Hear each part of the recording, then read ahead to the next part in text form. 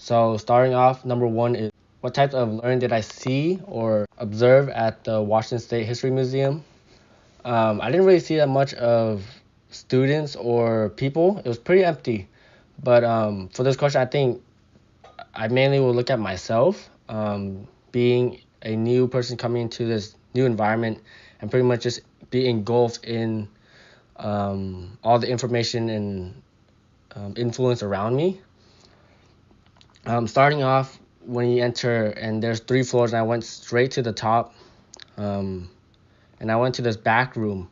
It was filled with old artifacts, like an old anchor, but a little bit more. There was a room, and it was just a room called Reuse History, and it was just 4 walls, and each wall had just pictures and art of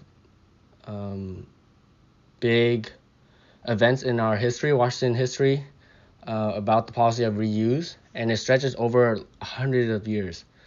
That was probably the most interesting. That was pretty cool to see how much I could learn from just pretty much spinning around and looking at each side. Other learnings I observed was mainly in the history lab, which was farther, I guess would you say north if you kept going straight to the museum.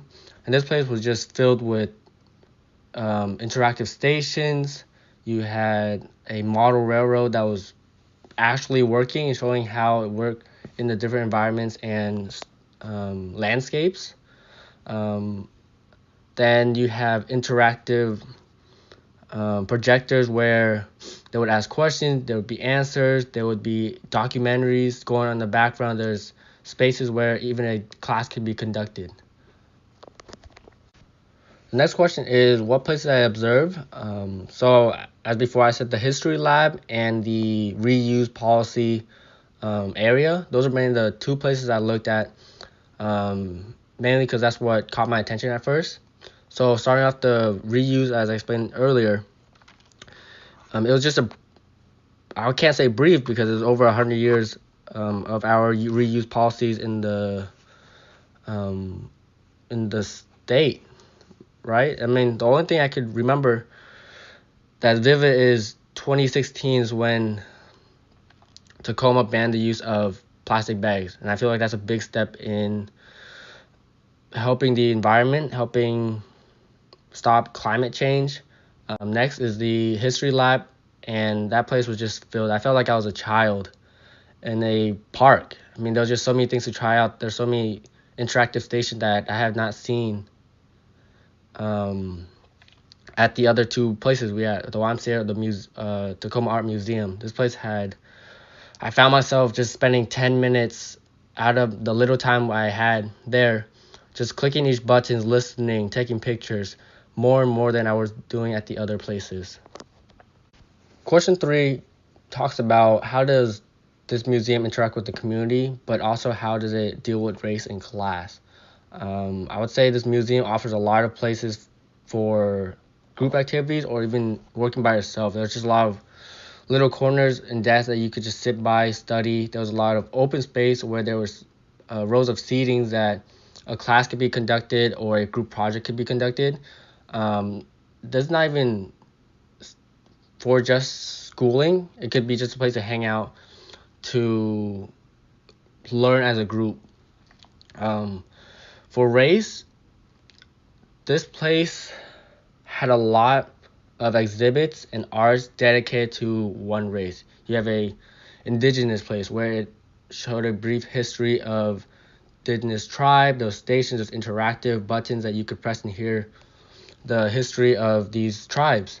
Then particularly today, there was a exhibit by Lawrence Jacob dedicated to him, of all his art, and that was like the centerpiece of the museum because it was on the 3rd floor.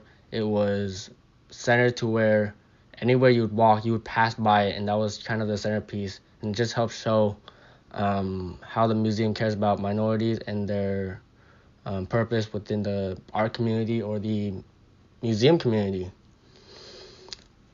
With class, if this meaning like higher income, lower income, I would say this is open to everybody. There wasn't something I felt like, oh, this room is very upper class, like high nobility, but rather it was even. Everyone was there to learn and observe the art.